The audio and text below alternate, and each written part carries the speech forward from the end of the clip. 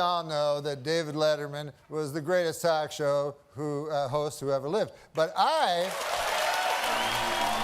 let's face it, there simply are no words that can encapsulate the sheer magnitude of what Dave has achieved these past 33 years. Because he was so good. I love Letterman. Truly one of the funniest people. A man whose gifts to the world of comedy rival even Twain himself. In the world of comedy, late-night television is a very popular topic and outlet. An incredibly common thing a lot of comedians do is seek the opportunity to make an appearance on a late-night talk show alongside a host that can help promote what they do as a comedian and highlight what makes them unique. This brings us to David Letterman. David Letterman. David Letterman. David Letterman. David Letterman. Who is David Letterman? David Letterman has certainly blessed the world with some of the greatest moments in late-night history, and he's also had some phenomenal comedians make their late-night debuts on his show.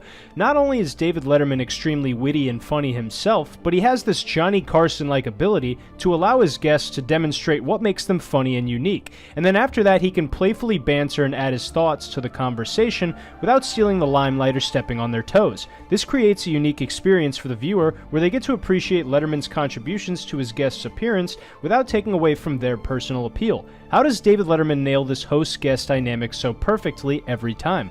Why does the Letterman YouTube channel have over 500,000 subscribers and over 250 million total channel views? Why do so many people love David Letterman? Why does Norm Macdonald consider David Letterman to be the greatest talk show host to ever live? By the end of this video, you will know exactly who David Letterman is, where he came from, some of the amazing work he's done, and what makes him such a terrific and gifted late-night television host who is adored by the people to no end. This is the comedian that changed television forever.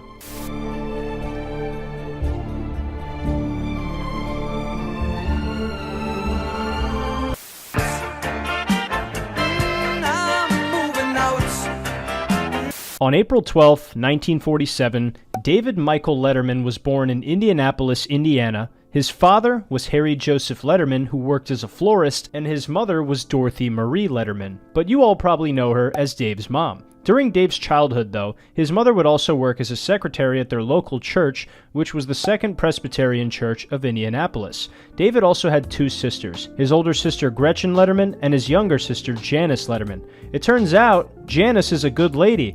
I'd like to meet her I forgot she vanished. The Letterman family grew up on the north side of Indianapolis in a small town called Broad Ripple Village, which is one of the 7 cultural districts located in Marion County, Indiana. Growing up, Dave and his family were within 15 miles of the Indianapolis Motor Speedway, and this would spark Dave's fascination with cars very early on in his life, and led him to becoming a car connoisseur. Hailing from the American Midwest, which has a strong automotive culture, it was incredibly common to see young lads growing up and wanting to either drive race cars or just collect cars later in their life.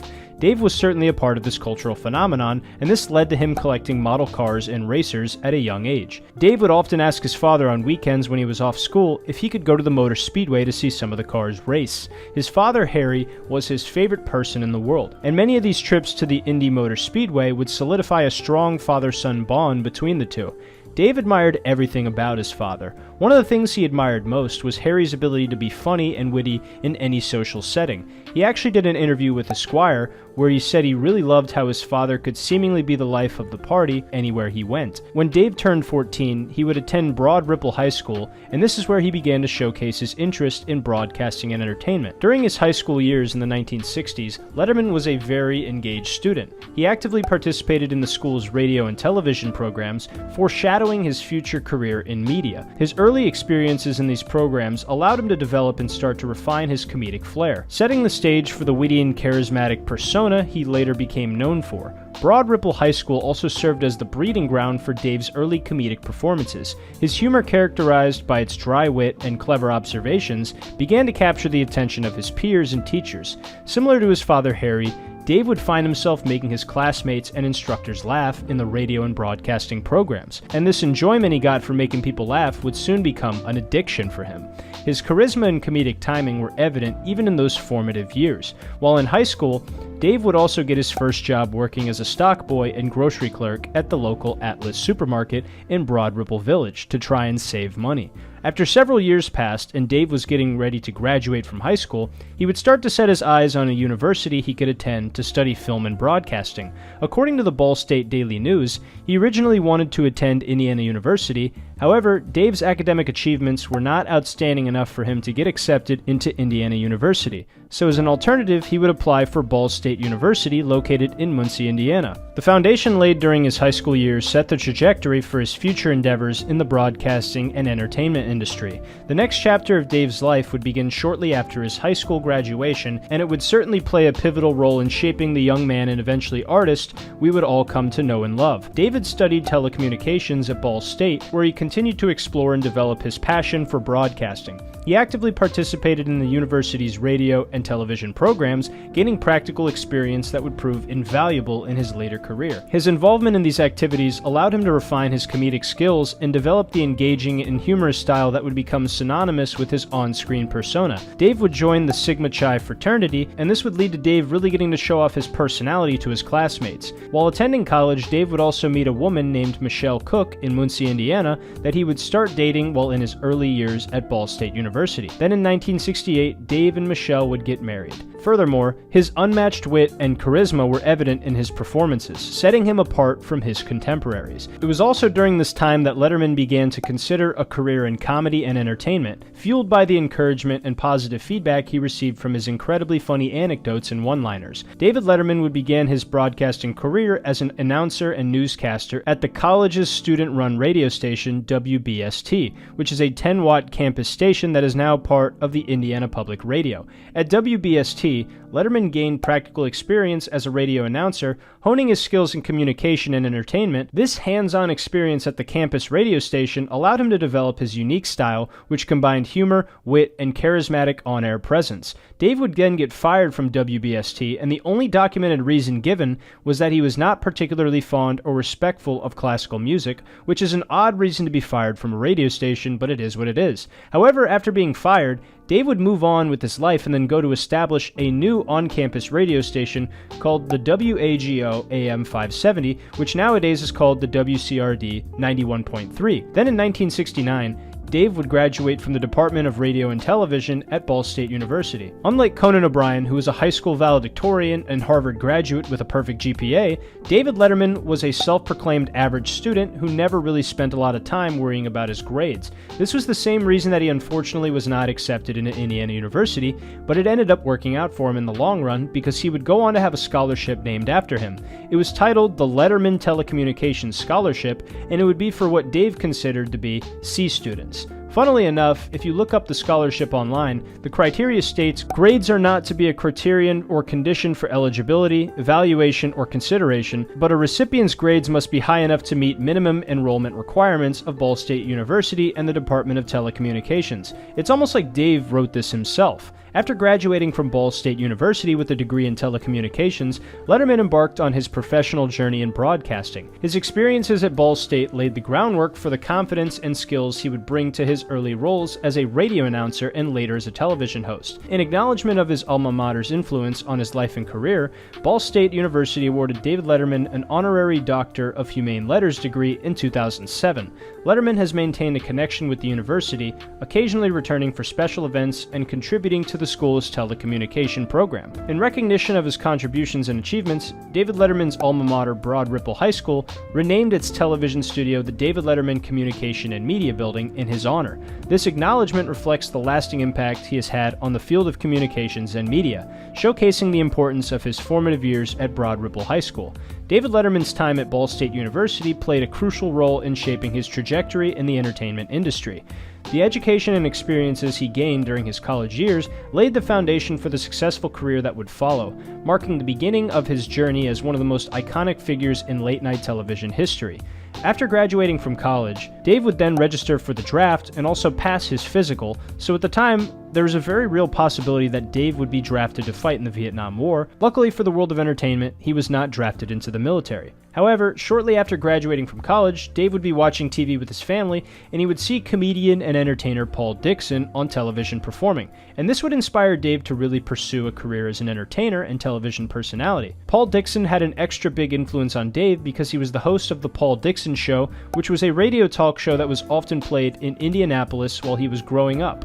Dave actually went on the record and stated how Paul Dixon inspired him. He said, quote, "I was just out of college in 1969, and I really didn't know what I wanted to do, and then all of a sudden I saw him doing it on TV, and I thought, that's really what I want to do," end quote. Then later on, Dave would continue his career in radio and acquire his first gig hosting a radio talk show on the WNTS AM radio station. He would also work on the Indianapolis T station titled WLWI as a news anchor and weatherman. David Letterman's approach to delivering the weather forecast was incredibly unconventional, reflecting the irreverent and humorous style that would later become a hallmark of his comedic persona. Dave's style was different because he would almost make a mockery of the weather. Something he received a lot of attention for was congratulating a tropical storm when it was upgraded to a hurricane and predicting hailstones the size of canned hams. Throughout his years, David Letterman continued to inject humor into his broadcasts, often delivering the weather with witty remarks and playful banter. His unique and entertaining presentation style gained attention, making him a memorable figure in the local broadcasting scene. Another thing he did was he would also occasionally report the weather and the day's very high and low temperatures for fictional cities. On other occasions, one time he said that the state border between Indiana and Ohio was erased when a satellite map accidentally omitted it, attributing it to dirty political dealings.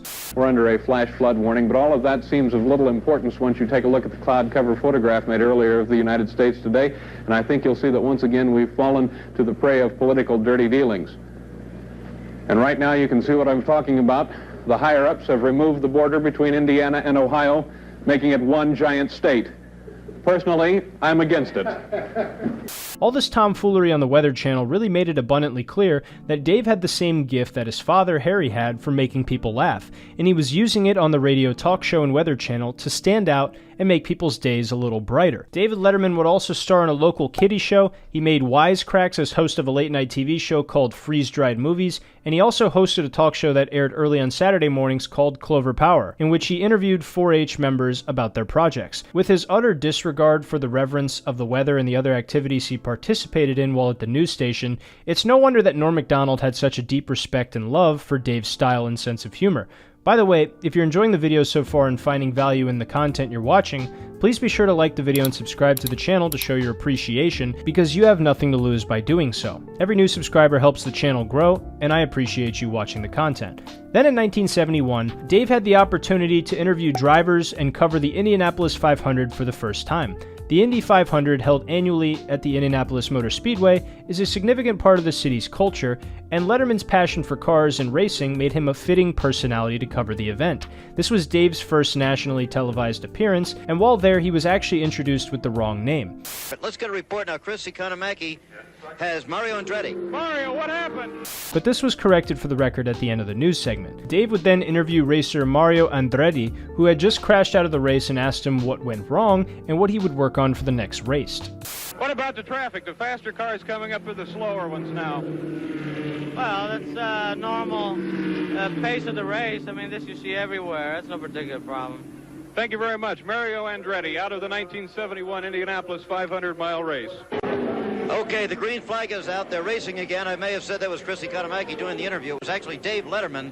At long last, after many years of hard work in high school and at Ball State University honing his craft on being on the air and in front of a camera with his sharp wit, it would seem that David Letterman found his home. However, despite his success in injecting humor into the weather reports and doing local interviews, Letterman's career took a turn when the station underwent changes that led to his dismissal. The exact circumstances of his departure may vary in different accounts, but it's generally recognized that his departure from WNTS marked a transition in his career. Letterman's time as a weatherman on the show was a stepping stone in his journey to become a prominent figure in the entertainment industry.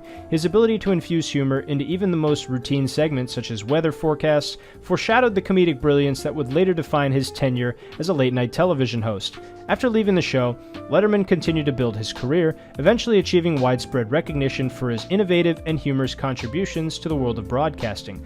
This was an incredibly dark and directionless period of Dave's life because it would seem like he would be out of work for the foreseeable future. Dave had an amazing personality, but given the common practice of traditional journalism, his irreverent style of humor and wit that he brought to the table was not fully appreciated for his time. It would seem that Dave had found something he really enjoyed doing, but that he needed to find a way to make his style of humor work on TV. Then he remembered one of his heroes, Paul Dixon, and how he was an entertainer long before he had his own show. A few years went by, and Dave was between a rock and a hard place. Unfortunately for Dave, his world would drastically change and become a little dimmer as well when on February 13, 1973, his father, Harry Letterman, would tragically lose his life after waging a courageous battle against an attack from his own heart. This would prove to be an incredibly traumatic experience for Dave, and his life slowed down for a little bit so he could spend time with family and reprioritize what was important to him. However, Dave knew that his father wouldn't want him to spend too much time mourning, and that he'd want Dave to continue to chase his dream and passion of being the life of the party just like he was. Then in 1975, David Letterman would make the decision to move to Los Angeles, California, with the hopes of becoming a comedy writer.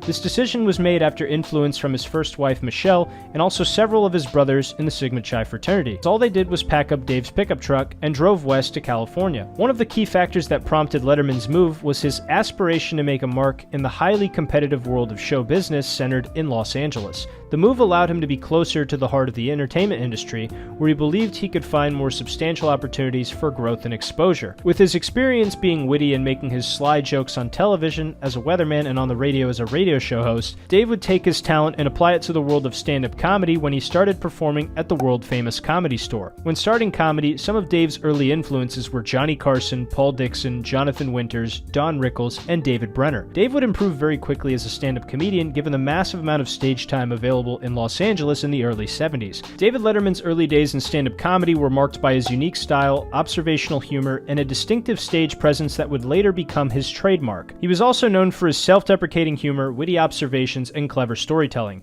His dry wit and sarcastic delivery set him apart from other comedians of this time period. Letterman's material often focused on everyday experiences, the quirks of human behavior, and his own life, creating a relatable and engaging comedic style. In 1975, he would make his first appearance on The Tonight Show starring Johnny Carson, a pivotal moment in his career. I get up and I go to the lavatory of the aircraft, and there's this enormous sign above the toilet that says, "Do not place metal or glass objects in the toilet." That always ruins a trip for me. I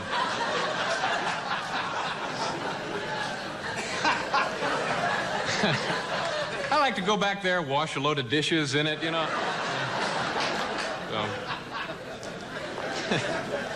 His stand-up performances on Carson's show garnered attention and helped propel him into the national spotlight. Letterman's frequent appearances as a guest on The Tonight Show solidified his reputation as a talented comedian and led to guest hosting opportunities when Carson was away. Also the same year, while on stage, Jimmy Walker would watch David Letterman's set one night at the Comedy Store after being referred by George Miller. This would lead to Dave getting a gig from Jimmy Walker as a comedy writer. Dave would be writing jokes for Jimmy Walker's stand-up act, and along with him were other legendary comedians Jimmy hired, such as Jay Leno, Paul Mooney, Richard Jeni, and many more. In addition to that, this would lead to other opportunities for David Letterman, such as becoming a comedy writer for the popular sitcom that starred Jimmy Walker titled Good Times. Letterman worked as a writer for the show, contributing to the scripts and helping develop comedic content for Walker's character, J.J. Evans. Good Times was a spin-off of the earlier series Maude and focused on the lives of the Evans family, an African-American family living in a public housing project in Chicago. Jimmy Walker played the role of J.J. Evans, a character known for his catchphrase, "Dynamite!" David Letterman's time as a writer on Good Times allowed him to further establish himself in the television industry. While Good Times primarily focused on social and family issues, it also incorporated humor, and Letterman's comedic talents were put to use in crafting jokes and dialogue for the characters. It's worth noting that Letterman's work on Good Times was part of his broader involvement in the entertainment industry during the 1970s. His experience as a stand-up comedian, appearances on talk shows like The Tonight Show starring Johnny Carson, and writing for sitcoms contributed to his growing reputation as a versatile and talented comedic figure. The opportunities for David Letterman were only just beginning as well. By the summer of 1977, Letterman was a writer and regular on the 6-week summer series The Starland Vocal Band Show. broadcast on CBS. This was another amazing experience for Dave very early on in his career, and it certainly would make paying the bills in California much easier in the meantime. Then in 1977, Dave would host a pilot titled The Riddlers, which would unfortunately not be picked up by a network. The Riddlers was a game show that he developed and hosted in 1977. The show was created by Letterman and Bob Einstein, also known as Super Dave Osborne, and it featured a unique and unconventional format. The Riddlers was not a traditional game show in the sense of quizzes or trivia questions. Instead, it was a comedy game show that revolved around a panel of celebrities trying to solve various puzzles and riddles. The show combined elements of humor, wordplay, and improvisation. One of the notable features of The Riddlers was its humorous and lighthearted approach to game show conventions. The celebrities on the panel, along with Letterman, engaged in banter and comedic interactions while attempting to solve the puzzles presented to them. Despite the pilot being produced, it did not progress to become a full-fledged series. The show's concept and format might not have resonated strongly with network executives or audiences at the time. However, the pilot serves as an interesting footnote in David Letterman's career, showcasing his versatility and experimentation with different television formats. Despite not being picked up, Dave would move on with the experience and on to the next project. Unfortunately for Dave, in October 1977, he and his wife, Michelle Cook, would divorce because of irreconcilable differences. This would be a devastating part of Dave's life, but it did not slow him down in his career pursuits. After the divorce, in January 1978, Dave would co-star in the Barry Levinson-produced comedy special titled Peeping Times. This was another awesome experience for Dave, given the fact that he'd be writing and performing comedy and gaining more experience being funny on air, which would come in handy when he would eventually transition into late-night television. Also, in 1978, Letterman would get into a relationship with Merrill Markoe, who would also end up being one of the head writers for Late Night while Letterman was on the show. They would end up dating and living together for around 10 years. Then later in 1978, Dave was a cast member on Mary Tyler Moore's variety show, Mary. This variety show was a departure from Mary Tyler Moore's sitcom roots and featured musical performances, comedy sketches, and guest appearances. Letterman, known for his wit and comedic talents, was one of the many guests on the show. During his appearance on Mary, Letterman likely participated in comedic sketches and provided entertainment through his humorous observations. The show aimed to showcase a diverse range of talents and entertain its audience with a mix of music, comedy, and other performances. While specific details about David Letterman's segment on Mary may not be readily available, his involvement in variety shows and late-night television during this period was indicative of his growing presence in the entertainment industry. This was a time when Letterman was gaining recognition for his comedic abilities. Dave would then make a bunch of different guest appearances on many different TV shows over the next few years, such as Mork and Mindy, where he parodied Werner Erhard, and also a few game shows such as The $20,000 Pyramid, The Gong Show, Hollywood Squares, Password Plus, and Liars Club, as well as the Canadian cooking show Celebrity Cooks in November 1977, talk shows such as 90 Minutes Live in February 24 and April 14, 1978, and The Mike Douglas Show on April 3, 1979, and February 7, 1980. It was at this point Dave really started to expand outside of just comedy into several different acting roles as well. He was actually screen tested in 1980 for the lead role in the film Airplane. Despite Dave's audition going well, he would eventually be beat out by Robert Hayes, who would then play the role in the movie. With all these credits just building up Dave's resume over time, he would also, in the meantime, continue to make guest appearances on The Tonight Show with Johnny Carson. His segments often featured sharp, observational comedy, humorous anecdotes, and banter with Johnny Carson that resonated with his viewers. This made him stand out a lot, and Johnny really fell in love with the style of humor that Dave encapsulated. In Letterman's formative years, he made an astounding amount of appearances on The Tonight Show, counting 22 total appearances. This was a very pivotal time for Letterman because Johnny Carson would go on to be one of his greatest mentors and certainly his biggest comedic influence on stage as a stand-up comic and behind the desk as a future late-night television host. Then in 1978, Johnny Carson would give David Letterman the opportunity to guest host The Tonight Show, and Dave immediately felt at home. His guest hosting stints were incredibly well received, showcasing his comedic talents to a much broader audience. After a successful performance as the guest host, Dave would soon become a regular guest host for the show, and this would allow him to start to deeply develop his late-night hosting chops and make his transition to becoming a late-night host that much easier down the road. One of the most memorable moments in the history of The Tonight Show occurred on May 22, 1992, when Johnny Carson hosted his final episode. David Letterman was the featured guest, and their conversation was heartfelt and reflective. Dave paid tribute to Johnny Carson, expressing his deep gratitude and admiration for him. Dave would later follow this trend with one of the greatest comedians of all time. If you're a fan of this channel, you already know who this comedian is, but we will get to that later on. But all in all, David Letterman's time on The Tonight Show played a pivotal role in his career, providing him with the exposure, credibility, and a platform to showcase his comedic talents. It was a crucial stepping stone towards his eventual success as the host of his own late-night talk show, Late Night with David Letterman. On June 23, 1980, Letterman was given his own morning comedy show on NBC, titled The David Letterman Show. It was originally 90 minutes long, but was shortened to 60 minutes in August 1980. The show was a critical success, winning 2 Emmy Awards, but was destroyed in the ratings, and this led to the show's cancellation. The last show aired October 24, 1980. In sum, the early part of Dave's career, he had already accomplished a lot as a comedian, writer, and also as a show host. After gathering experience on TV as a weatherman and on the radio show, he decided to move to Los Angeles, where he pursued his dream of being a comedy writer. Given the profound impact Dave's father had on him in his early years, this admiration for his father would manifest into Dave wanting to be the life of the party and seen as funny anywhere he went. He would lean into his quirks and dry sense of humor, and with that came Dave starting to find his voice as an entertainer, and in a very short time of moving to California, he would start to receive opportunities as a comedian and writer. Although Dave's experience with his own show, The David Letterman Show, was short-lived, it would lead a direct line into the next opportunity for Dave that would drastically impact his comedy career. With all of this experience, it would not be long before Dave would receive one of the biggest opportunities of his entire life and would inevitably make his dreams come true.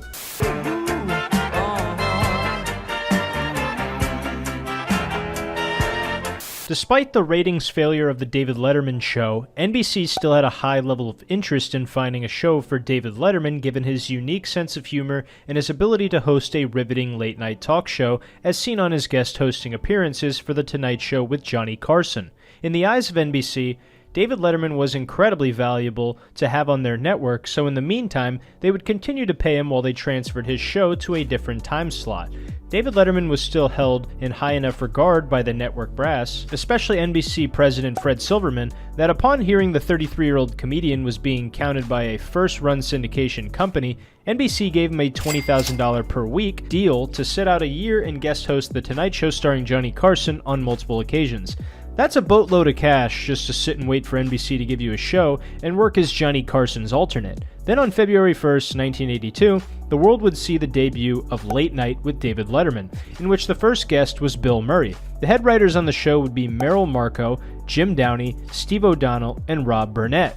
Late Night originated from NBC Studio 6A at the RCA building at 30 Rockefeller Plaza in New York City. This first show featuring Bill Murray would go on to become a legendary moment in late night history because it was not only Letterman's late night residency hosting debut for NBC, but the audience he had cultivated over the last few years as a guest on The Tonight Show finally had what they had been yearning for all along, a regular show hosted by David Letterman. At this time, Johnny Carson was seen as the king of late-night television, and it would now appear that David Letterman was the prince of late-night TV, who was fresh on the scene and newer to the game, but loved just as much as Johnny Carson, of course. Bill Murray would become a regular guest on Late Night with David Letterman because of the undeniable chemistry on screen between him and Dave. And this was also a time when Bill Murray helped to bring a wider audience to NBC's Late Night Show with Dave.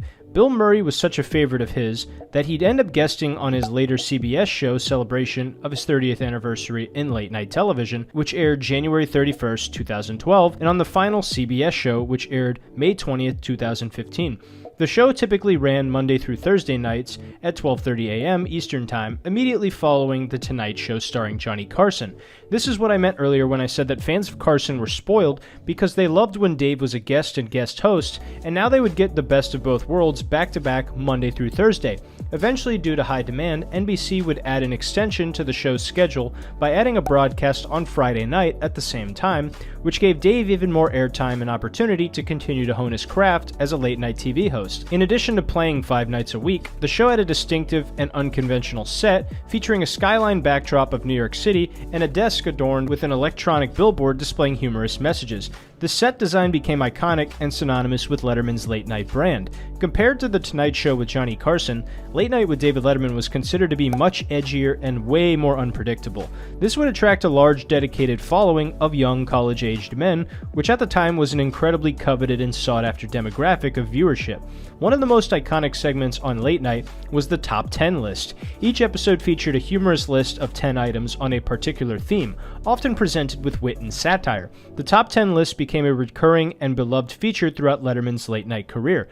Top 10 signs now that the government is running out of money. Number 10, State dinners are at IHOP. Well, that's not a bad idea. A country renamed United States of Ditech.com, number 8. Another unique part of the show was when Letterman introduced segments where audience members showcased unusual and entertaining talents performed by pets or themselves. These segments became fan favorites and added a humorous and unpredictable element to the show. Also, Letterman was known for his engaging interviews with celebrities. His interactions were characterized by humor, spontaneity, and occasional irreverence. The show featured a wide range of guests from the entertainment industry, including actors, musicians, and comedians. Letterman would often find himself in heated arguments or discussions with some of his well-known guests, such as Charles Grodin, Madonna, and Shirley MacLaine. The show also featured comedy segments and running characters in a style that was clearly derivative of the 1950s and 60s programs of Steve Allen. Late Night was known for its inventive comedy sketches and remote segments. Letterman often took the show outside the studio, engaging in humorous interactions with people in the streets of New York City. Miss, for $1, any thoughts on what David Letterman's next move should be? Retire with lots of happiness. Oh, that's very nice. That's very sweet. Should David Letterman do a podcast now? Sure. Okay. Yeah, what should it be about? Whatever he wants, New York City. Yeah, I do a podcast about guys wearing shorts when it's too cold. Oh, yeah. Yeah. Okay. Goodbye, sir. David Letterman's comedic style and departure from the traditional talk show format helped redefine late-night television, because he brought a much more edgy and irreverent tone to the genre, appealing to a much younger and more diverse audience. Letterman had a penchant for giving ironically named titles to his segments, for instance, Viewer Mail, which often featured humorous responses to letters from viewers, and Small Town News, showcased bizarre and amusing news stories from local newspapers. To coincide with the 1984 Summer Olympics in Los Angeles, Letterman hosted the Late Night Olympics, a comedic take on the traditional sporting event. The segments featured humorous competitions such as Velcro suit jumping and desk diving. Before continuing, it was around 1986 when Dave would meet Regina Lasco, and they would start dating and eventually get married later in 2009. Anyway, the show celebrated its 5th anniversary with a memorable special episode in 1987. It featured appearances by Bill Murray, Paul Newman, and other celebrities, along with memorable moments from the show's first 5 years. Occasionally, Letterman invited guest hosts to host the show while he took breaks. Notable guest hosts included Tom Snyder and Sandra Bernhard. These guest host stints added variety and showcased different comedic styles. Late Night featured a wide range of musical guests spanning various genres. Iconic performances and interviews with musicians added a dynamic element to the show's entertainment value. Over the years, Late Night with David Letterman received critical acclaim and won several Emmy Awards. Letterman himself received numerous accolades for his contributions to the television industry. The show was absolutely crushing the ratings even after Johnny Carson's Tonight Show. Letterman was still able to sustain his audience for many years because the show consistently delivered top-notch interviews, comedy sketches, and also stand-up comedy performances. Dave also had an incredible eye for scouting out young talent he thought would do well on his show, given his audience and experience of performing comedy himself for so many years. Speaking of which, one of the best stand-up comedy performances we ever got to see on Late Night with David Letterman was, you guessed it, Frank Stallone. No, but seriously, on May 9th, 1990, we got to see the late-night television debut of one of, if not the most unique and brilliant comedians of all time, Norm Macdonald. Norm was one of Dave's favorite comedians to have on his show, given their shared sense of humor and dry, sarcastic wit and delivery. I don't want to gush too much over Norm just yet, but this late-night debut of his was near the end of David Letterman's reign on Late Night. For a decade, David Letterman ran one of the most popular late-night tenures in history and set an incredible precedent moving forward of how the show should be run, and proving that an unconventional style could prove to be extremely successful if you worked hard enough and have a talented enough team of writers and producers to make it possible. This paved the way for Conan O'Brien just a few years later. Then in 1992, 10 years after David Letterman started his tenure at Late Night, Johnny Carson would announce his retirement from The Tonight Show. Upon his retirement announcement, Johnny Carson publicly stated that he believed that David Letterman would be the perfect candidate to take over at The Tonight Show, given the immense amount of success he had seen in his decade at the late night program.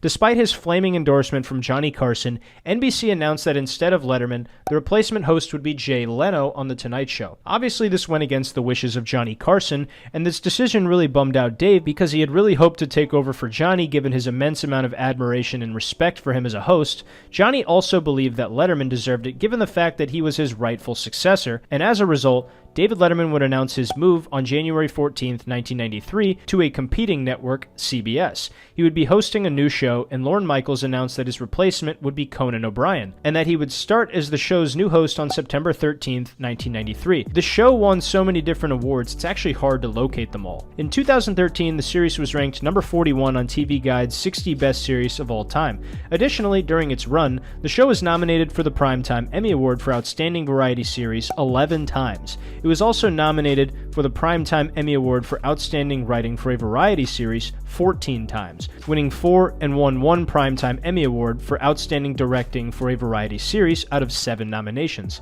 All in all, David Letterman's tenure on Late Night at NBC was a massive success for him given his dreams and aspirations he always had as a young man. He wanted to be the life of the party and make everyone laugh just like his father Harry did, and he also wanted to be in television broadcasting where he would let his unique personality and sense of humor shine for everyone to appreciate. After 10 full seasons, numerous Emmy Awards, and countless hours of top-tier content recorded, it would seem that David Letterman had made his mark at NBC and that it was time for him to begin the next chapter of his life. He works at Mr. Ketchup Tories down on Sullivan Street, across from the medical center.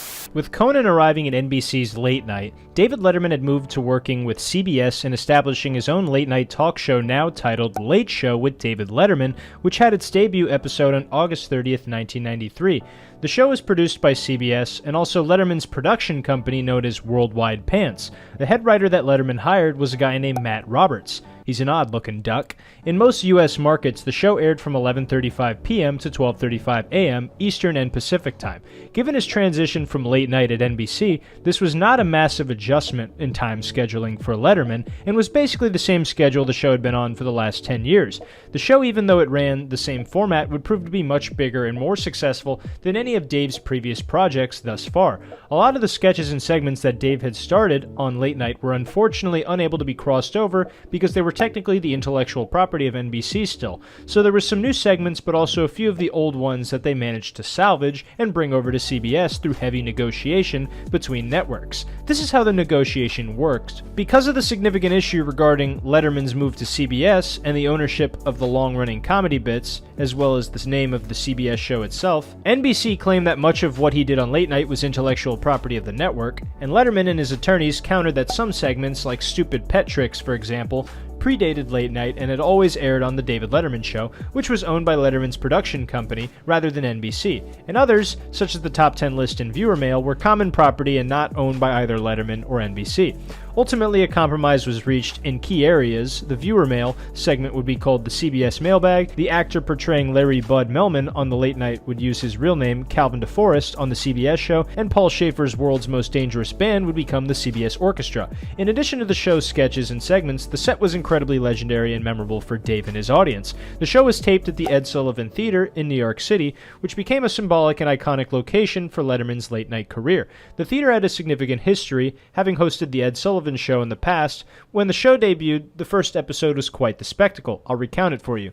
On August 30th, 1993, David Letterman came out for his first episode to roaring applause and cheering from the same fan base who had stuck with him through his switch from NBC to CBS. After Letterman was introduced on the first episode, NBC nightly news anchor Tom Brokaw accompanied him on stage and wished him luck with the show. Brokaw then proceeded to retrieve a pair of cue cards while stating that these last two jokes are the intellectual property of NBC. After he carried them off stage, Letterman responded, "Who would have thought you would ever hear the words intellectual property and NBC in the same sentence?" In his opening monologue, Letterman said, "Legally I can continue to call myself Dave," but joked that he woke up that morning and next to him in bed was the head of a peacock while the orchestra played the theme from The Godfather. Given all the drama David faced with the intellectual property dispute, this was the perfect way for him to handle the situation in a dry and sarcastic manner in typical David Letterman fashion.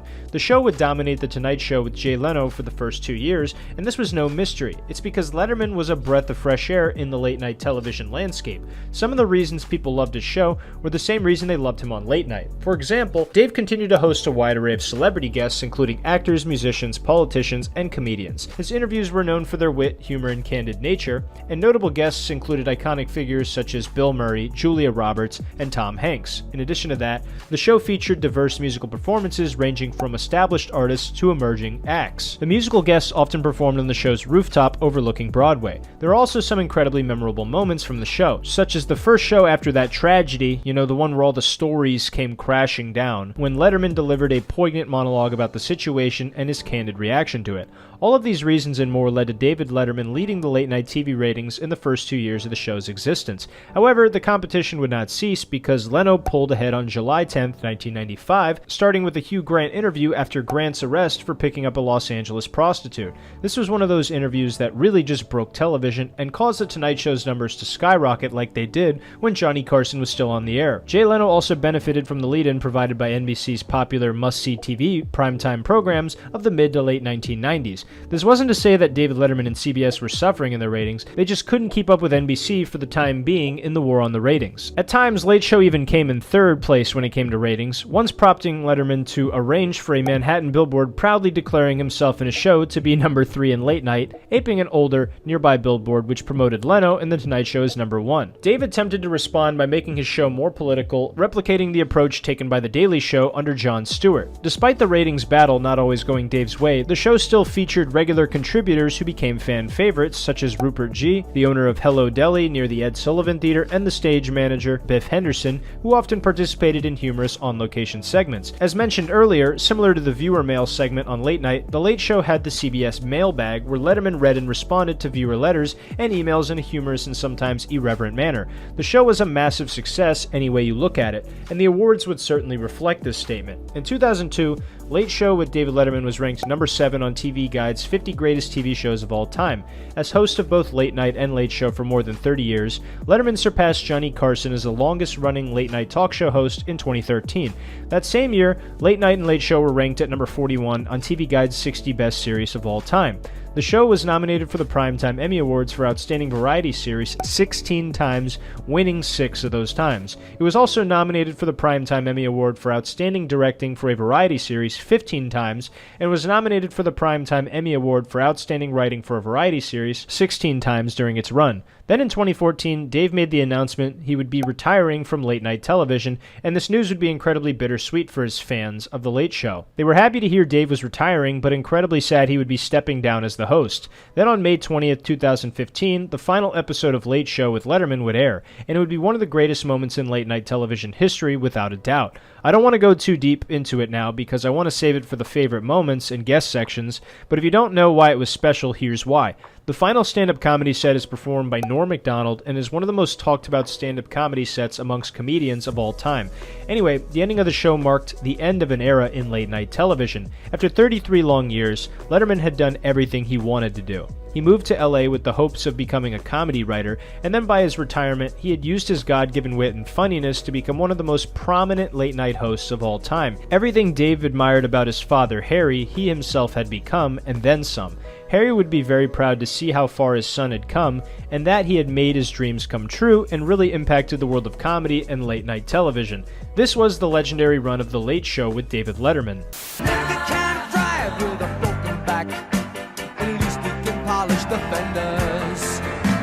As much as I love David Letterman, it's impossible to make a video about him without covering the scandal he was a part of. During his late-night television reign on Late Show at CBS, in October 2009, David Letterman revealed on-air during The Late Show that he had been the target of an extortion attempt related to his extramarital affairs. Letterman stated that someone had threatened to expose his sexual relationships with female employees unless he paid a large sum of money. This was an incredibly dark point in Dave's life, and for a brief period he was paralyzed in fear and unsure of how he should proceed with the show given his blackmail attempt. Rather than succumb to the extortion attempt, Letterman decided to go public with the information. During the October 1st, 2009 episode of The Late Show, he admitted publicly to having sexual relationships with members of his staff. Letterman expressed regret for his actions and apologized to his wife, Regina, and the staff members involved. The revelation had personal repercussions for Dave. He publicly apologized to his wife and acknowledged the pain he had caused in his family. Despite the challenges, Dave and his wife chose to work through the difficulties and they remained married. The alleged extortionist, Robert Halderman, a former CBS producer, was later arrested and charged with attempted grand larceny. In March 2010, he pleaded guilty to attempted second-degree grand larceny and was sentenced to 6 months in jail, 5 years of probation, and 1,000 hours of community service. I'm just going to come out and say it. This Robert Halderman guy was a real jerk. A central figure in the case and one of the women with whom Letterman had had a sexual relationship with was his longtime personal assistant Stephanie Burkett, who often appeared on the show. She had also worked for 48 hours. Until a month before the revelations, she had shared a residence with Robert Halderman, who allegedly had copied her personal diary and used it along with private emails in the blackmail package. Then on October 3rd, 2009, TMZ reported that a former CBS employee, Holly Hester, had had a year-long secret affair with Dave in the early 1990s while she was his intern and a student at New York University. The biggest conversation that Letterman's scandal brought to the table was whether Dave's fraternization amongst employees of the show created an unfair working environment. A lot of the time, people worry that given these scenarios, if someone was actively seeking promotion and they happened to be sexually involved with the boss, that it could lead to favoritism. This is usually true in most instances, but in Dave's particular situation, this is probably as bad as it could possibly be perceived. Cheating on your wife to lie down with ladies who work under you at the workplace is never good, but Dave is a human being who made a big mistake. This David Letterman guy was a real Alright, I'm just kidding. While I obviously do not approve of the behavior Dave participated in, all of the women involved were consenting adults, and I can look past it. I do, however, admire the fact that Dave came right out and admitted it, instead of trying to sweep it under the rug. While the scandal had personal consequences for Dave, including strained relationships, it did not have a lasting negative impact on his television career. He continued to host The Late Show with David Letterman for several more years until his retirement in 2015. Over the years, Letterman has been open about discussing the scandal and its aftermath in various interviews. It's important to note that his scandal is a significant but isolated incident in his career, and he has continued to be regarded as one of the most influential figures in the history of late-night television. People's opinions on the matter may differ, but Letterman's handling of the situation and subsequent openness about it have been factors in how the public perceived the event. I still think Letterman's one of the greatest late-night hosts of all time, despite this unfortunate event. All in all, this was the infamous scandal of David Letterman.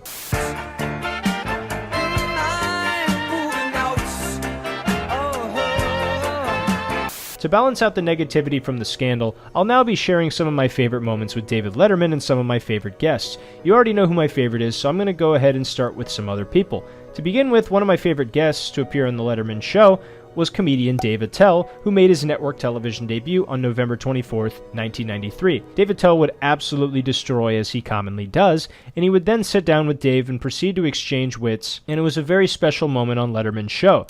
One time I flew to Australia. It takes like 2 days to get there. And when you get there, it's earlier than when you left. When I landed, I called my house. I picked up the phone. You know when you're young, you think your dad's Superman, and then you grow up and you realize he's just a regular guy who wears a cape, and... He's like, Dave, you can't judge a man till you walk in his shoes. When do you walk in another man's shoes? Bowling. It's the only time, right? Given Letterman's sharp wit and dry, sarcastic humor, he and Dave Veettile would go back and forth, and you could just tell Letterman was loving it. Dave Veettile is one of the greatest comedians to ever live, so Dave certainly knew how to extract the maximum amount of funniness out of him while hosting him on the show.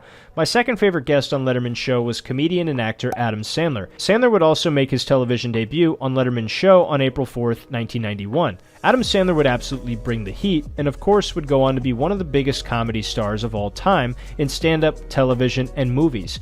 My girlfriend, I got a very smart girlfriend. I'm not that smart, so it's kind of off balance having a smart girlfriend. Our conversations are weird. She's like, your slightest touch propels me into a universe of passion where you rule benevolently over all my emotions. And I'm like, you got big jugs. Adam Sandler would also experiment with many different characters on Letterman's show, and Dave always really enjoyed these segments. Here's a clip of Sandler trying out a new character on the show. Adam, let me ask you a question. Do you have, like, radon in your apartment? No, Dave, do you? All I want to do is love you! And you keep pushing me away! What do you have in the briefcase? Socks. I love this moment a lot. It's really cool to see the chemistry that Dave has with Sandler, even when he's in character. I also love the story Sandler tells of his dinner with Bob Barker. It's really funny to think about when you understand that Adam Sandler would later have a cameo of Bob Barker in Happy Gilmore, where he beats the living shit out of Happy Gilmore. Check this clip out. You went out to dinner with Mom? Yeah, it was cool. I sat next to him, and he's a big animal that's right. rights Animal, activist. sure. And I forgot, and I started feeling guilty, you know, because I remember once I had my chicken, and he'd look at me, like, why? Why do you hurt the chicken? I'm sorry. He's like, that chicken has a family. And I was like, you can tell their family that they raised a tasty little chicken. Yeah. The story is really funny, and David Letterman, of course, masterfully extracts the details everyone wants to know with great questions. Finally, my favorite David Letterman guest of all time is Norm Macdonald. He made his late-night television debut on Dave's show May 9th, 1990. He did really, really well, and Dave would like Norm so much that he would start to have Norm on as a regular guest. Given the fact that Norm and Dave both had a similar sense of humor with the dry, sarcastic delivery and wit, these two would absolutely become perfect for each other. Not like that, guys. They both own a doghouse, after all, but in the sense that they were the perfect host-guest relationship on a late-night television show. One of my favorite moments of Norm on Letterman's talk show is when he tells Dave a story about baseball player Bob Uecker. I'll show you the clip so you can see for yourself. Bob is a very, very funny man, and I often go in the booth with him, you know. Oh, sure. So one time we were there, and John Fogerty was in the audience. So he was talking to me, he says, hey, man, you know that guy? I go, yeah. He goes, that's John Fogerty, rock and roll singer. So I go, yeah, I know who it is. He goes, yeah, man. He goes, but I played in a golf tournament with him. He goes, you probably think of him as some that likes to bite the heads off of chickens, but this guy can...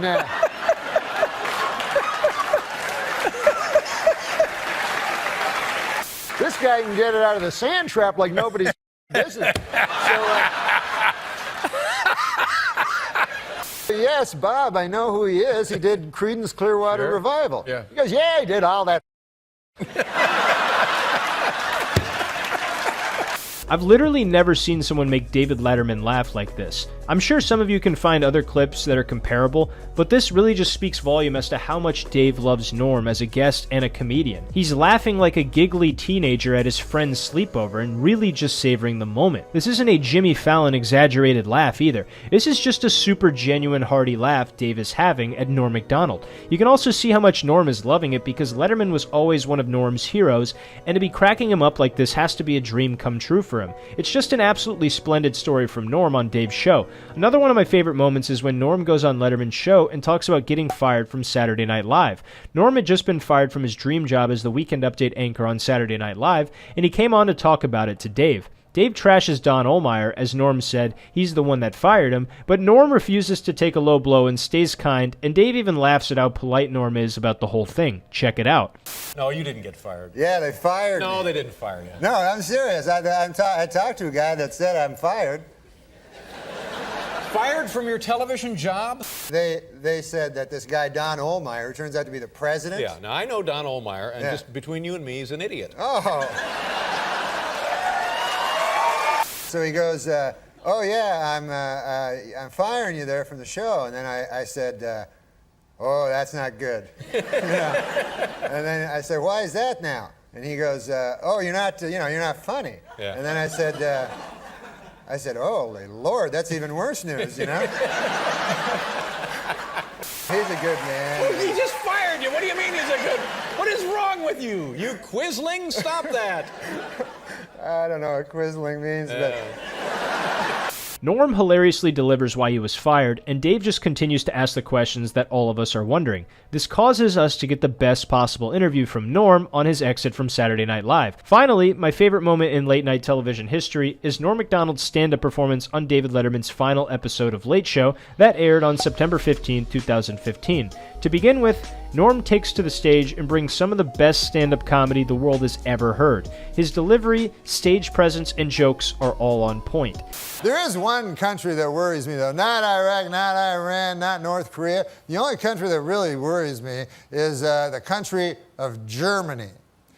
I don't know if you guys are history buffs or not, but in the early part of the previous century, Germany decided to go to war. And who did they go to war with? The world. So you figure that would take about 5 seconds for the world to win, but no, it was actually close. In addition to this, after telling some of the finest jokes ever written by a comedian, Norm goes on to tell his favorite joke he ever heard Dave tell to the audience. Then after the fact, Norm announces to Dave how thankful he is and that he loves him. If something is true, it is not sentimental, and I say in truth, I love you. Oh my God. Oh my God. Oh my God. Very funny, Norm. And thank you. Thank you for everything. Thank you. Norm Macdonald, ladies and gentlemen. That was very sweet, Norm. An incredibly sentimental moment from Norm that at the time shocked the world. Norm was not known for being outwardly sentimental often, so this was a huge surprise to his audience and also Dave. We now know that Norm had been waging a courageous battle against cancer for around 4 years at this point, and this certainly contributed to his tears being shed. I can't really put into words how special this was for Norm and Dave. The same way that Dave made his late-night debut on Johnny Carson's show and then did the final performance when he retired, Norm had just done the same thing for Letterman. After many decades and decades of hard work, honing his funniness, Norm would eventually become one of Dave's heroes, and then he had the privilege of doing the final set on his show. It's enough to bring a grown man to tears, and as a 23-year-old deeply closeted gay man, this last Letterman performance brings me to tears just about any time I see it now. Not to mention, this late-night comedy set would go on to be one of the most talked about stand-up sets of all time, and this is for good reason. Being the Norm fanboy I am, this Letterman set will certainly get its own video very soon, but all in all, these were some of my favorite moments and guests on David Letterman's late-night talk shows.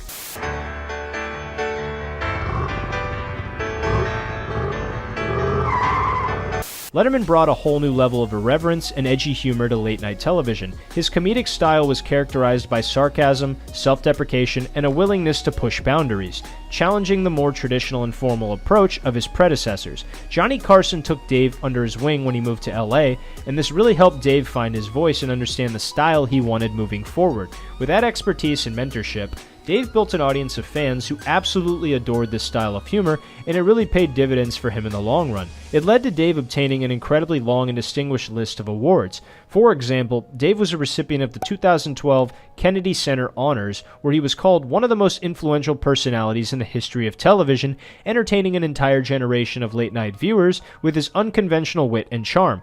Then on May 16, 2017, Letterman was named the next recipient of the Mark Twain Prize for American Humor, the award granted annually by the John F. Kennedy Center for the Performing Arts. He received the prize in a ceremony on October 22, 2017, and to the surprise of no one, when Dave won this award, Norm Macdonald would make a statement to honor Dave winning the award. Check this out. The night when we find out who is awarded the Mark Twain Prize. Will it be David Letterman, whom this prestigious award was seemingly created to honor? Or will it be Dikembe Mutombo?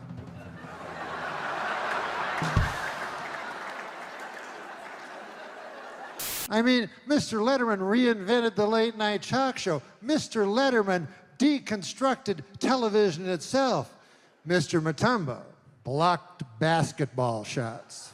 I mean, I keep waiting for somebody to come out here and tell me this is all some sort of joke. Norm always finds a way to make Dave laugh, even when honoring him for winning an award. Also, Letterman's influence can be seen in the comedic styles of many late-night hosts who followed him. His approach to interviews, the use of his humor in addressing current events, and the incorporation of unconventional segments have become staples of the late-night landscape. Beyond the realm of late-night television, Letterman's impact extended to broader cultural conversations. His irreverent approach and willingness to challenge conventions made him a cultural icon, influencing discussions about humor, media, and entertainment. Since his retirement in 2015, he now hosts the Netflix series My Next Guest Needs No Introduction with David Letterman. All in all, Dave did every single thing he said he was going to do. He wanted a career in radio, he got it. A career in television, he got it. A career in comedy, he got that, and so much more. It started with the admiration for his father being able to be the life of the party and light up the room with laughter and wit. but Dave took this burning admiration and became one of the most influential entertainers and late-night hosts to ever live. I'm sure in the coming years we will see more amazing things with David Letterman, and I for one am extremely excited to see what magic and mystique he brings to the world of comedy next. This has been the comedian that changed television forever. Hey guys, thank you so much for watching the David Letterman video all the way to the end. If you want to support the channel, make sure to like the video, subscribe to the channel, and turn on post notifications down below, because that's a free way to support me and help this community grow, one subscriber at a time. And also, make sure to share this video with somebody you think would like it, and if you hated the video, make sure to share it with somebody you don't like. If you want to take your support to the next level, you can check out my Patreon page down below where you can support me for as little as $5 a month, and you get some exclusive benefits such as seeing videos early, seeing exclusive content such as my set from the Tampa Improv, and you also get to play a direct hand in the direction my channel takes, and you also get shoutouts every single video. Shout out to Crossblocker, Jason Murray, Thomas Gill, and Ethan for being patrons on the channel. But once again, thank you guys so much for watching. Without further ado, I hope you guys take care of yourselves, your friends, your families, your loved ones, anybody important to you. I love you, and I'll see you in the next video. Take care. Hey everybody, welcome back to the channel. Thank you so much for clicking on the video. I have some bad news that I really don't want to share with you guys,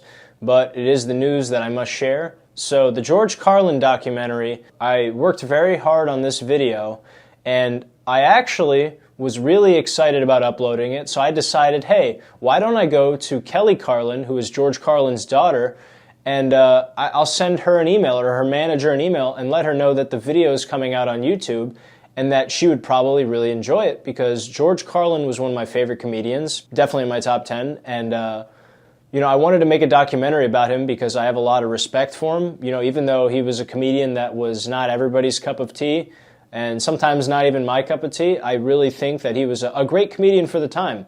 And I wanted to talk about that and make a documentary about it, similar to the one I made for Norm Macdonald and Patrice O'Neill. And I really wanted to release this to the public. And then the person I got in contact with said, my lawyers will be in touch with you. And that kind of worried me at first, but I was like, it's probably not a big deal. And then afterwards, I followed up and I just said, you know, you shouldn't be worried. I believe I used all the clips under fair use copyright law. I didn't know if this was a good thing or a bad thing, or if I was getting permission or not to use the material. But what I was doing in my video was what you saw in the Norm video, if you saw that, or the Patrice one, where I show short clips of the stand-up for the commentary that are just spliced together so that it can visually stimulate the viewer. And I have my commentary over the top of it, and I'm telling you about the comedian. And then the only part where I really show you their comedy material is when I talk about some of their work, and I show you some of the material that they've used. And I usually show a couple seconds, and then I provide commentary for what I think about the clip. Unfortunately for me, I was told that if I upload this video and I use some of the material that is copyright protected, that my video would be taken down, and on top of that, they would sue me. So I'm a fan of George Carlin. This is not a hit piece. This is a documentary that I'm making because I respect the guy as an artist a lot. And I wanted to make this video commemorating what I thought made him so special to comedians, because I'm a young stand-up comedian, and I really like these documentaries because I get to do a deep dive on somebody I really respect. And I called this person who told me I would be sued if I used their material, and I was honestly trying to figure out, like, what could I do to upload this documentary so that I don't get in trouble? I don't want you guys to sue me. It's not a hit piece. I'm genuinely commemorating his work. I was informed that HBO just did a documentary on George Carlin and his legacy, and that they're not interested in doing one with anybody else. And sure, I'm not HBO. I'm not a big company. I'm a YouTuber who wanted to make a video commemorating, in my opinion, one of the greatest comedians to ever live. And because I wanted to show just a slip of their material so that I could provide commentary and show you some of it, they have a fucking problem with that. And now I can't show you the video. And I'm so disappointed. I really wish I could show you guys this video. Some of you guys saw it. It was up very short, but I had to take it down as soon as I read this email. I'm truly heartbroken about this. I am, because making these videos, these documentaries, is no small task. You know, I'm not HBO. I don't have millions of dollars to spend and to outsource all the work, from recording, from collecting commentary, from doing interviews. I don't have those resources. I do everything myself. I splice together the stock footage I record the commentary myself, I write the script myself, I pay someone else to make the thumbnail, but all of the video that you watch from start to end is my work. It's incredibly frustrating that I can't do a documentary on this guy that I like so much. I'm not even kidding, I probably spent 50 hours in the last week making this documentary for you guys, and I'm so upset that I don't get to share it with you. Incredibly upset. I think George himself would be pissed off to know what I'm going through right now. The craziest part about this was I uploaded this video to YouTube, and the first time I uploaded it, I got some copyright claims. When I got copyright claims by YouTube, I said, okay, I will edit the parts out that are copyright claimed, and I will re-upload it. And there were no problems after that. The video got checked, and there was no copyrighted material found, even though there were still like little snippets of the same material. So sure, I still used material that's copyrighted, but it was in such a short dose that I don't possibly understand how it could be that much of a problem for me to use it just to provide a little bit of commentary. But no, I'm really sorry it had to be this way, guys. I put a lot of hours into this documentary, so you're upset, but I assure you that I am 100 times more upset than you. I'm deeply saddened by the result of me not being able to release this video to the public. And sure, there's going to be people out there that are like, Nate, you should have researched the copyright laws, and you should have understood that this was a risk you were willing to take. And you're absolutely right. I should have. However, if I use 3 seconds of something that's copyrighted so that I can provide 4 minutes of commentary, is it right that they can completely take my whole fucking video down and that they could sue me and take a lot of money from me? Because I don't think that's right. And I'm going to go out on a limb here and take a risk and say, I think George would think that this is bullshit as well.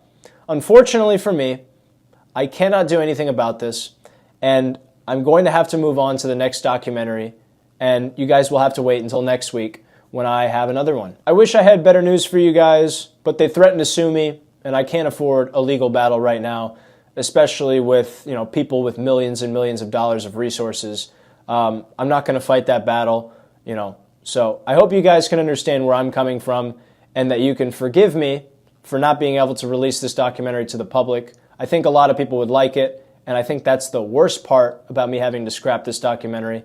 I'm still going to have the video, but it cannot be seen on YouTube as of right now. So I hope you guys understand where I'm coming from once again. Take care of yourselves. I love you, and I'll see you in the next documentary. Take care.